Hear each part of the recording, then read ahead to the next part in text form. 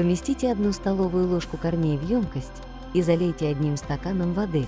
Накройте крышкой и нагревайте на кипящей водяной бане в течение 15 минут.